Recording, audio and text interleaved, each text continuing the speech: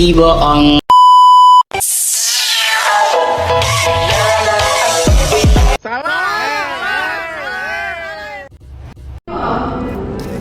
Assalamualaikum warahmatullahi wabarakatuh. Perkenalkan, saya Lutfiana Nisa Aprilia Khairu Faza, NIM 04, kelas A1 Program Studi Manajemen Dakwah. Pada kesempatan kali ini, saya akan membahas salah satu tokoh penting dalam sejarah dakwah di Lasem, yaitu Mbah Maksum. Melalui video ini, saya berharap dapat memberikan gambaran yang lebih jelas mengenai sejarah dakwah Mbah Maksum, nilai-nilai yang beliau ajarkan, serta relevansinya bagi masyarakat saat ini. Lasem dikenal sebagai wilayah yang memiliki sejarah panjang dengan akulturasi budaya Islam dan Tionghoa.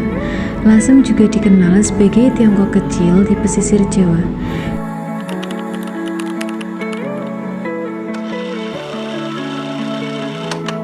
Mbah Maksum dikenal sebagai seorang ulama yang memiliki pemahaman agama yang mendalam, sikap rendah hati, dan kedekatan dengan masyarakat.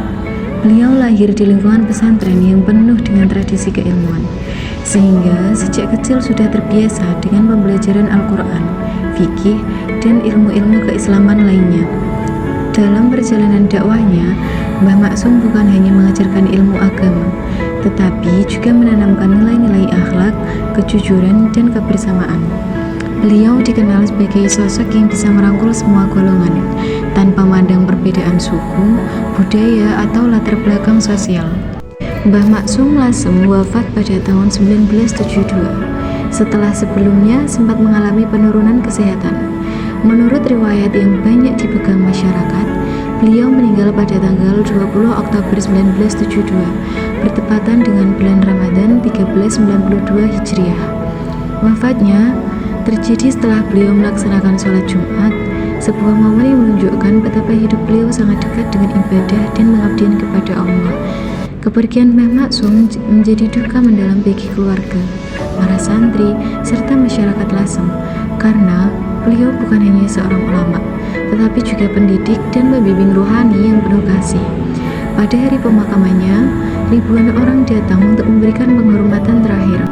Selain dikenal melalui ajaran dan doanya, Mbah Maksum juga meninggalkan beberapa benda bersejarah yang hingga kini masih dijaga oleh masyarakat.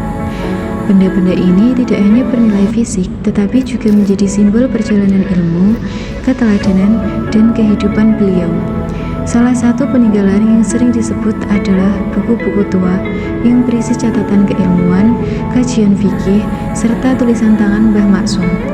Buku-buku ini menjadi bukti betapa seriusnya beliau dalam menuntut ilmu dan mengajarkan agama dengan landasan yang kuat. Selain itu, terdapat pula cawan antik yang dipercaya pernah digunakan oleh Mbah Maksum dalam kegiatan sehari-harinya. Meski terlihat sederhana, cawan ini menjadi simbol kehidupan beliau yang bersahaja, penuh keikhlasan, dan jauh dari sifat kemewahan. Peninggalan lainnya adalah jubah. Jubah yang pernah dipakai Mbah Maksum.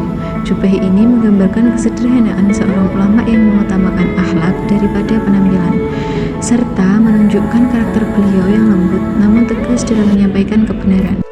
Tak kalah menarik, ada pula kayu ukir atau benda-benda ukiran peninggalan masa beliau.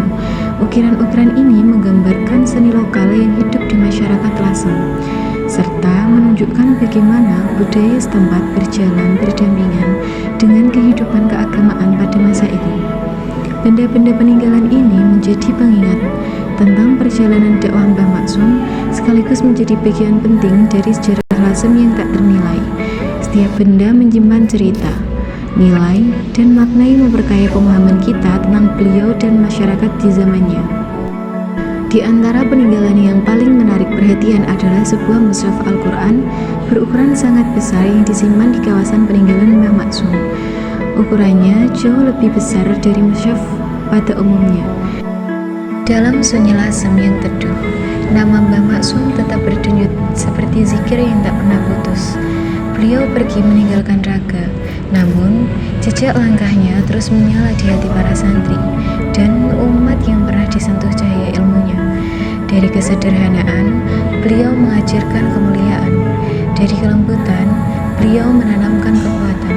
Kini, Meski jasadnya telah kembali ke tanah, warisannya menjelma menjadi cahaya yang menerangi jalan generasi selanjutnya. Semoga kita mampu memeluk hikmah dari hidupnya, menghidupkan kembali nilai-nilai yang ia jaga, dan meneruskan dakwah yang ia tinggalkan. Perlahan, penuh cinta dan setulus doa.